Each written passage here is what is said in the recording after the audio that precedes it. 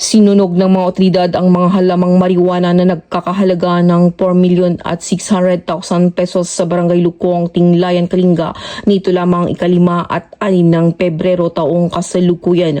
Natuklasan ng mga otoridad ang 2 lote ng lupa na may lawak na humigit kumulang 2,300 metro kwadrado kung saan humigit kumulang 23,000 ganap na lumaking halaman na marijuana ang itinanim.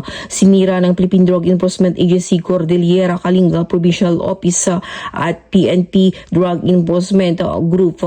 Kasama rin ang PNP Special Action Force at 1503rd Maneuver Company Region Mobile Force Battalion at Tinglayan Municipal Police Station na ang lahat ng nasabing mga halaman.